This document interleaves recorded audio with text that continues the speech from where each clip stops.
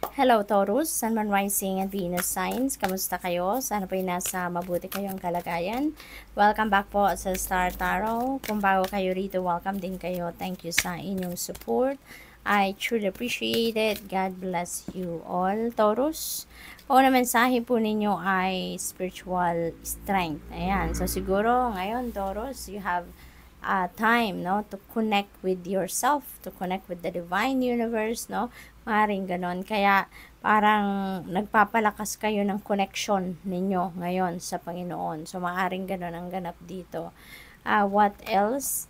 We have foundation and achievements, stability. Number 4 is stability. So siguro talaga ang focus din ng karamihan sa inyo is to lay a solid foundation in terms of your family and relationships. Kasi meron ditong bahay, merong pamilya, no? Magkakahawak kamay. So maybe this is a family. So maybe ang iba sa inyo is building your own family sa ngayon. Baka nag-asawa ka na at ngayon nag-anak na, or maybe you are may expansion na ang pamilya, maaring gano'n, nag-grow na ang pamilya, nagkakaroon na kayo ng anak siguro, no, for some of you. So yun, nag-i-establish kayo ng inyong pamilya, and maybe also siguro pati na rin yung inyong kaperahang aspeto, maybe that is also one of your focuses sa ngayon, no? Laying a solid foundation then in terms of your finances. Ang iba din sa inyo dito, Toro, siguro meron kayong mga achievements and accomplishments, no? At maaring yan ay ino-offer ninyo sa inyong pamilya, or yung achievements na yan are dedicated, no, sa inyong family. Number 1, awareness. Ayan, so pay attention, pay attention kayo sa mga downloads na pumapasok, no, sa isip ninyo, because there are downloads, there are intuitive messages, inspiration, guidance na binibigay sa inyo or pinapadala sa inyo ang universe. Kasi this is number 1, this is number 1, so this is a new beginning energy. So maaaring yung guidance na to pinapadala sa inyo because maybe you have plans, no, of may mga plano kayo para sa mga bagong sitwasyon, bagong experiences, or bagong activities na gagawin ninyo sa buhay ninyo, no? So good luck to that. We have number 6. Ayan, so ang iba sa inyo dito siguro ikakasal pa lang or mag-aasawa pa lang, no?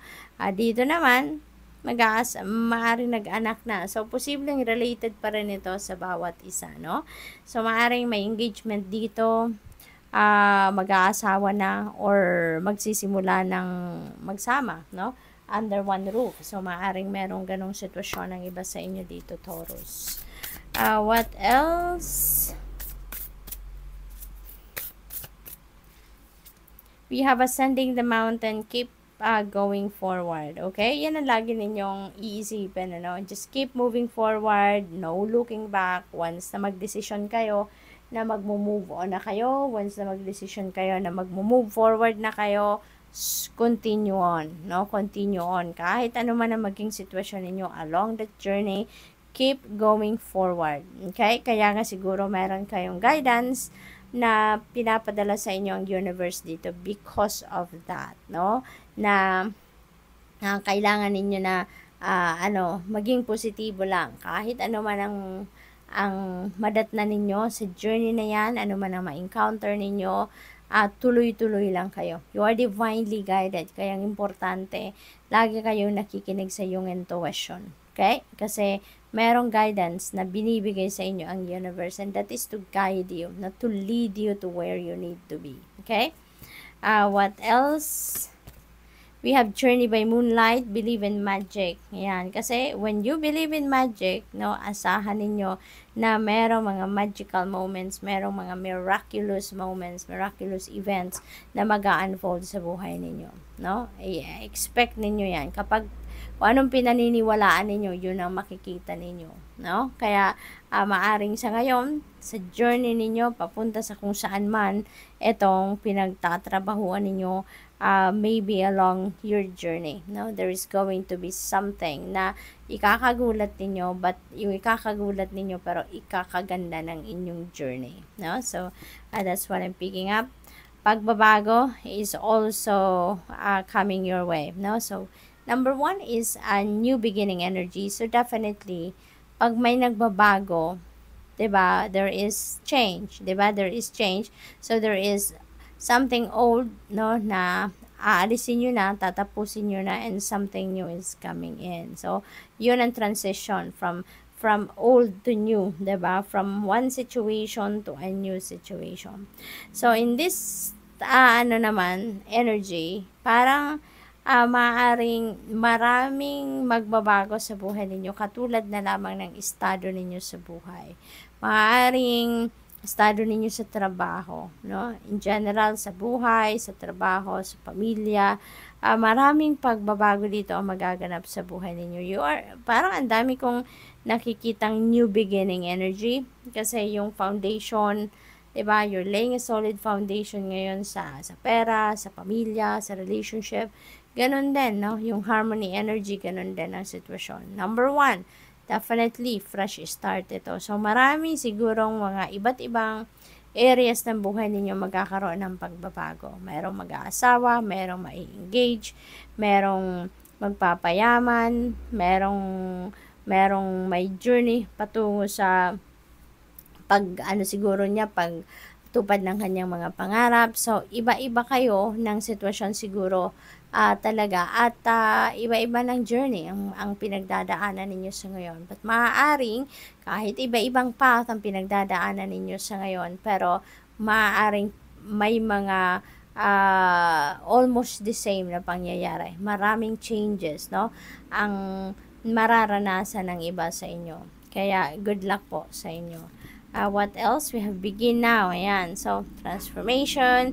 Meron number 1, beginning. Begin now. So, definitely, no, Taurus. Meron siguro kayong mga plano in the past, no? Mga ideas in the past na ngayon, yan isisimulan ninyo ng isa katuparan. So, maybe this is the time that you're going to begin, no, your journey para abutin ang inyong mga pangarap, abutin ang mga goals ninyo, magsimula kayo ng iba't ibang chapter sa buhay ninyo, depende sa focus areas ng mga pinagpaplanuhan ninyo, no? So, you're on the move, no? Taurus, you're on the move. Marami kayo sigurong sisimulang bago, iba't ibang area ng buhay ninyo, or posibleng isa, dalawa, mga ganon, ano? But definitely, you are going to start something new. What else? We have seek counsel. Maaring maghahanap kayo ngayon ng advisor ninyo. Maaring sa dami ng inaasikaso ninyo or sa dami ng changes na nangyayari sa buhay ninyo, maaring kailangan nyo na dito ng support, no? Kaya hihingi kayo ng advice from someone, no? So, lalapit kayo dito siguro sa parents ninyo, sa kaibigan ninyo, sa boss ninyo, or maybe you're going to look for spiritual people, spiritual guide, spiritual counselor, mga mentor, life coach, mga ganon.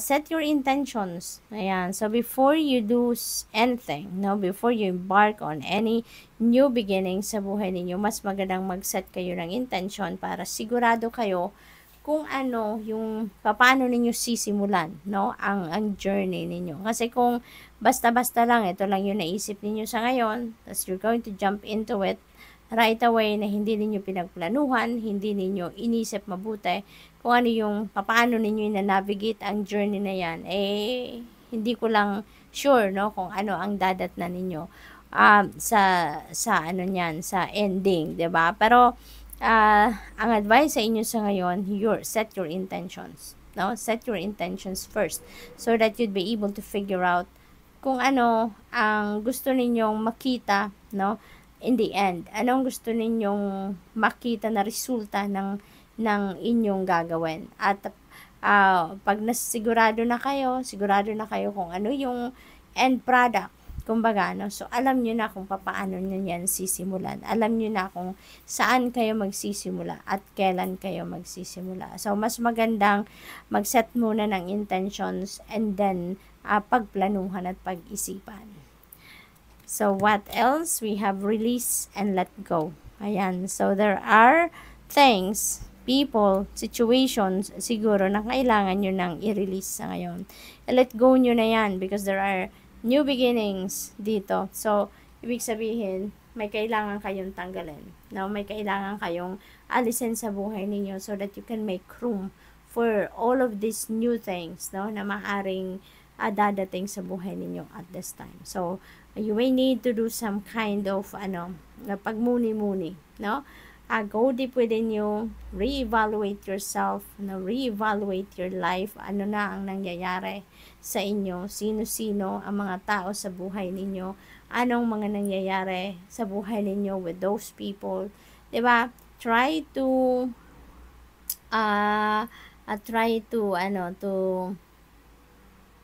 dissect your your thoughts, your feelings, your emotions, 'di ba? At tignan ninyo kung ano yung mga bagay, sitwasyon, or kung sino ang mga tao na hindi naman na nagsiserve ng inyong highest good. And it's time to let them go. Okay? There are so many things na maaaring mangyari ditong pagbabago sa buhay ninyo. So you really need to make room. Okay? So good luck. Thank you for watching. Love and light. Namaste.